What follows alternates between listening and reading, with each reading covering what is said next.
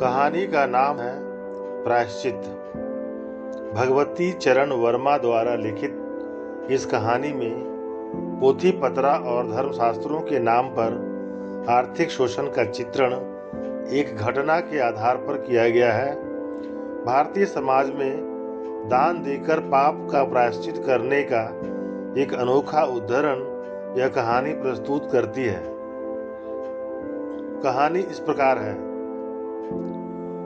अगर कबरी बिल्ली घर भर में किसी से प्रेम करती थी तो वह थी रामू की बहू, और अगर रामू की बहू घर भर में किसी से घृणा करती थी तो वह थी कबरी बिल्ली।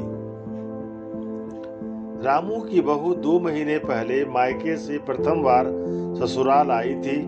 पति की प्यारी और सास की दुलारी 14 वर्षीय बालिका। भंडार घर की चाबी उसके करघनी में लटकने लगी। नौकरों पर उनका हुक्म चलने लगा। रामू की बहू घर में सब कुछ संभालने लगी। सास जी ने माला ली और पूजा पाठ में मन रमाया, लेकिन वह ठहरी 14 वर्ष की बालिका। कभी भंडार घर खुला है तो कभी भंडार घर में बैठे बैठे ही सो गई। कबरी बिल्ली को मौका मिला, घी दूध पर वह जुट गई। रामू की बहू की जान आफत में है और कबरी बिल्ली के छक्के पंजे। रामू की बहू हाड़ी में घी रखते रखते ऊंघ गई और बचा हुआ घी कबरी के पेट में। रामू की बहू दूध ढककर मिश्रानी को जिन्स देने गई और दूध नदारत। अगर बात यहीं तक रह जाती तो भी बुरा न था। कबरी रामू की बहू से कुछ ऐसे परख गई थी कि रामू की बहू के लिए खाना पीना दुश्वार हो गया था। रामू की बहू के कमरे में रबड़ी से भरी हुई कटोरी पहुंची और रामू जब आए तब तक कटोरी साफ चटी हुई मिली। बाजार से बालाई यानी मलाई आई और जब तक रामू की बहू ने पान लगाया बालाई गायब। रामू की बहू ने तय कर लिया कि अब या तो घर में वही रहेगी या फिर कबरी बिल्ली ही रहेगी। मोर्चा बंदी हो गई और दोनों सतर्क। बिल्ली फंसाने का कटघरा आया।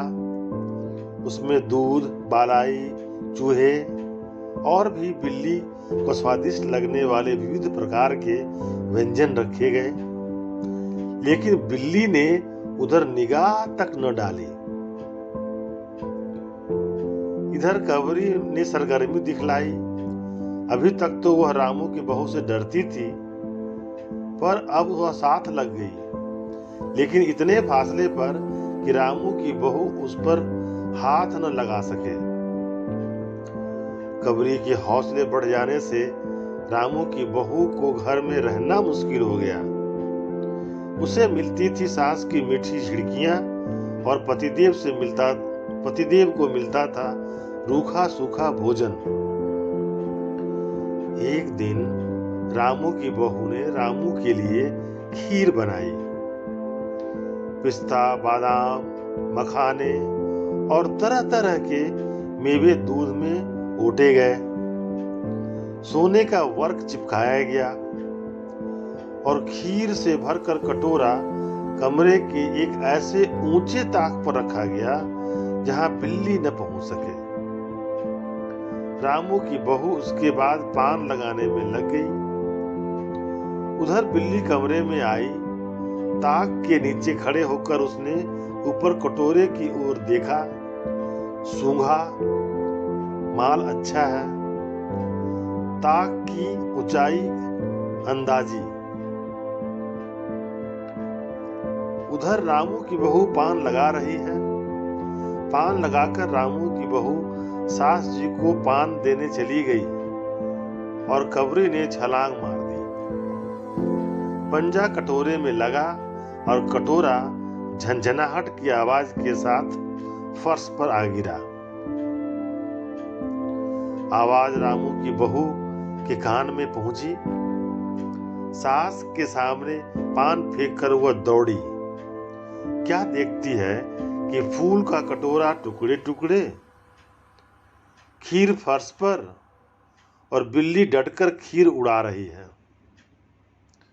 रामू की बहू को देखते ही कबरी चंपत। रामू की बहू पर खून सवार हो गया। न रहे बांस न बजे बांसुरी। रामू की बहू ने कबरी की हत्या पर कमर कस ली। रात भर उसे नींद न आई। किस दाव से कबरी पर वार किया जाए कि फिर जिंदा न बचे, यही पड़े पड़े सोचती रही। सुबह हुई और वह देखती है कि कबरी दोहरी पर बैठे हुए बड़े प्रेम से उसे देख रही है। रामू की बहू ने कुछ सोचा, उसके बाद मुस्कुराती हुई उठ गई। कबरी रामू की बहू को उठते देख खिसक गई। रामू की बहू एक कटोरा दूध कमरे के दरवाजे की देहरी पर रखकर चली गई। हाथ में पाटा लेकर जब लौटी तो देखती है कि कबरी दूध पर जुटी हुई है। मौका हाथ में आ गया। सारा बल लगाकर पाटा उसने बिल्ली पर पटक दिया। कबरी बिल्ली न हिली न डोली न चीखी न चिल्लाई, बस एकदम पलट गई। आवाज यूं ही हुई तो महरी झाड़ू छोड़कर, मिश्रानी रसोई घर छोड़कर और सास पूजा छोड़कर घटना स्थल पर उपस्थित हो गई। रामू की बहू सर झुकाए हुए अपराधिनी की भांति बातें सुन रही हैं। महरी बोली, अरे राम, बिल्ली तो मर गई। माँ जी, बिल्ली की हत्या बहू से हो गई, यह तो बहुत बुरा हुआ। मिश्रानी बोली, माँ जी, बिल्ली की हत्या और आदमी की हत्या बराबर है। हम तो रसोई न बनवाएंगे और जब तक कि बहू के सिर हत्या रहेगी। सास जी बोली, हाँ ठीक तो कहती हो। अब जब तक बहू के सर से हत्या न उतर जाए तब तक न कोई पानी पी सकता है न खाना खा सकता है। बहू, यह क्या कर डाला? महरी ने कहा, फिर क्या हो, कहो तो पंडित जी को बुलाए लाई। सास की जान में जान आई। अरे हाँ, जल्दी दौड़ के पंडित जी को बुला लो। बिल्ली की हत्या की खबर बिजली की तरह पड़ोस में फैल गई। पड़ोस की औरतों का रामू के घर में तांता बंध गया। चारों तरफ से प्रश्नों की बौछार और रामू की बहू सिर झुकाए बैठी रही। पंडित परमसुख को जब यह खबर मिली, उस समय वह पूजा कर रहे थे। खबर पाते ही वे उठ पड़े। पंडिताइन से मुस्कुराते हुए बोले, भोजन न बनाना, लाला घासी राम की पुतों ने बिल्ली मार डाली, प्रायश्चित होगा, पकवानों पर हाथ लगेगा। पंडित परमसुख चौबे छोटे थे, मोटे थे, लंबाई 4 फीट 10 इंच, तोंद का घेरा 58 इंच, चेहरा गोल मटोल, मूछ बड़ी बड़ी, रंग गोरा, चोटी कमर तक लटकती हुई। कहा जाता है कि मथुरा में जब पसेरी खुराक वाले पंडितों को ढूंढा जाता था तो पंडित परम सुख जी को उस लिस्ट में सर्वप्रथम स्थान दिया जाता था। पंडित परम सुख पहुंचे और कोरम पूरा हुआ। पंचायत बैठी। सास जी, मिश्रानी, किस्नू की माँ, छन्नू की दादी और पंडित परम सुख। बाकी स्त्रियां बहू से सहानुभूति प्रकट कर रही थी। किस्नू की माँ ने कहा, पंडित जी, बिल्ली की हत्या करने से कौन नरक मिलता है? पंडित परम सुख ने पत्रा देखते हुए कहा, बिल्ली की हत्या अकेले से तो नरक का नाम नहीं बतलाया जा सकता, वह मुहूर्त से मालूम होगा। जब बिल्ली की हत्या हुई तब नरक का पता लग सकता है। यही कोई 7 बजे सुबह, मिश्रानी जी ने कहा। पंडित परम सुख ने पत्रे के पन्ने उल्टे, अक्षरों पर उंगलियां चलाई, माथे पर हाथ लगाया और कुछ सोचा। चेहरे पर धुंधलापन आया, माथे पर बल पड़े, नाक कुछ सिकोड़ी और फिर गंभीर हो गए। हरे कृष्ण, हरे कृष्ण। बड़ा बुरा हुआ। प्रातः काल ब्रह्म मुहूर्त में बिल्ली की हत्या। घोर कुंभी पाक नरक का विधान है। रामू की माँ, यह तो बड़ा बुरा हुआ। रामू की माँ के आंखों में आंसू आ गए। तो फिर पंडित जी, अब क्या होगा, आप ही बताइए। पंडित परम सुख मुस्कुराए। रामू की माँ, चिंता की कौन सी बात है? हम पुरोहित फिर कौन दिन के लिए हैं? शास्त्रों में प्रायश्चित का विधान है, सो प्रायश्चित से सब कुछ ठीक हो जाएगा। रामू की माँ ने कहा, पंडित जी, इसीलिए तो आपको बुलवाया था। अब आगे बतलाओ कि क्या किया जाए। क्या किया जाए? यही एक सोने की बिल्ली बनवाकर बहू से दान करवा दी जाए। जब तक बिल्ली न दे दी जाएगी तब तक घर अपवित्र रहेगा। बिल्ली दान देने के बाद 21 दिन का पाठ हो जाए। छन्नू की दादी बोली, हाँ और क्या, पंडित जी ठीक तो कहते हैं। बिल्ली अभी दान में दे दी जाए और पाठ फिर बाद में हो जाए। रामू की माँ ने कहा, तो पंडित जी, कितने तोले सोने की बिल्ली बनवाई जाए? पंडित परम सुख मुस्कुराए। अपनी तोंद पर हाथ फेरते हुए उन्होंने कहा, बिल्ली कितने तोले की बनवाई जाए? अरे रामू की माँ, शास्त्रों में तो लिखा है कि बिल्ली का वजन भर सोने की बिल्ली बनवाई जाए। लेकिन अब कलयुग आ गया है, धर्म कर्म का नाश हो गया है, श्रद्धा नहीं रही। सो रामू की माँ, बिल्ली के तौल भर की बिल्ली तो क्या बनेगी, क्योंकि बिल्ली 20-21 शेर से कम की क्या होगी।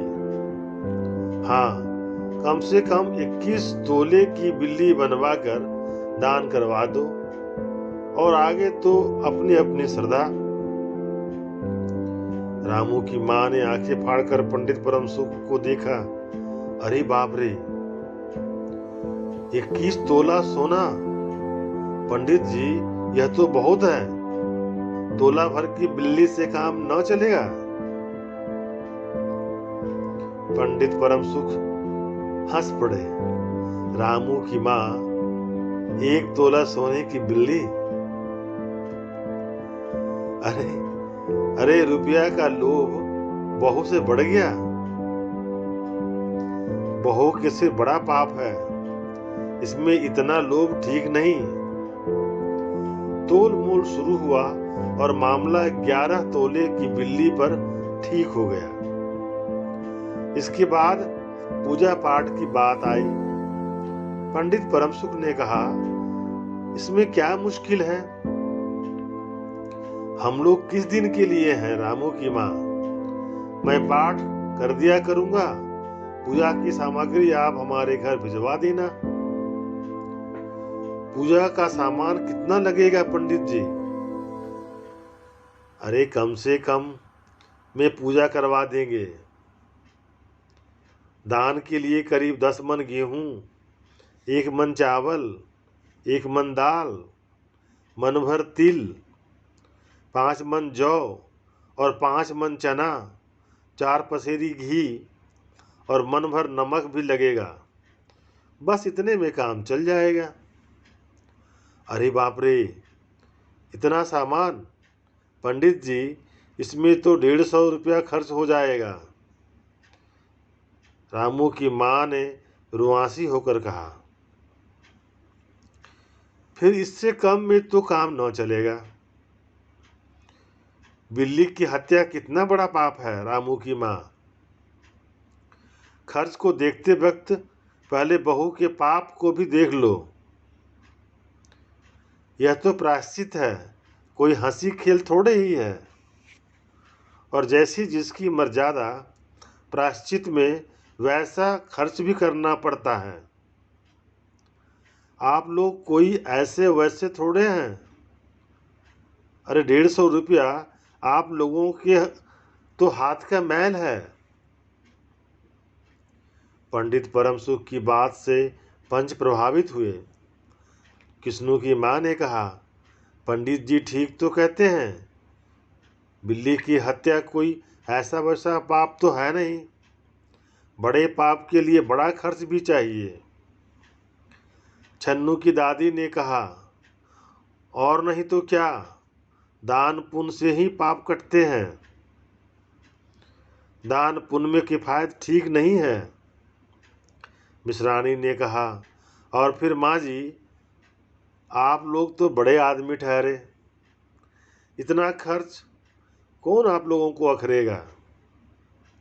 रामू की माँ ने अपने चारों ओर देखा। सभी पंच पंडित जी के साथ थे। पंडित परम सुख मुस्कुरा रहे थे। उन्होंने कहा, रामू की माँ, एक तरफ तो बहू के लिए कुंभी पाक नरक है और दूसरी तरफ तुम्हारे जिम्मे थोड़ा सा खर्चा है, सो इससे मुंह मत मोड़ो। एक ठंडी सांस लेते हुए रामू की माँ ने कहा, अब तो जो नाच नचाओगे नाचना ही पड़ेगा। पंडित परम सुख जरा कुछ बिगड़कर बोले, रामू की माँ, यह तो खुशी की बात है। अगर तुम्हें यह अखरता है तो न करो, मैं चला। इतना कहकर पंडित जी ने पोथी पतरा बटोरना शुरू कर दिया। मिश्रानी, छन्नू की दादी और किस्नू की माँ ने एक स्वर में कहा, अरे पंडित जी, रामू की माँ को कुछ भी नहीं अखरता, बेचारी को कितना दुख है, बिगड़ो मत। रामू की माँ ने पंडित जी के पैर पकड़े और पंडित जी अब जमकर आसन जमाया। और क्या होगा? 21 दिन के पाठ के 21 रुपए और 21 दिन तक दोनों वक्त 5-5 ब्राह्मणों को भोजन करवाना पड़ेगा। कुछ रुककर पंडित परमसुख ने कहा, सो इसकी चिंता न करो, मैं अकेले दोनों समय भोजन कर लूंगा और मेरे अकेले भोजन करने से ही 5 ब्राह्मण के भोजन का फल मिल जाएगा। मिश्रानी ने मुस्कुराते हुए पंडित जी पर व्यंग किया। यह तो पंडित जी ठीक कहते हैं, पंडित जी की तोन तो देखो। पंडित जी ने कहा, अच्छा तो फिर प्रायश्चित का प्रबंध करवाओ।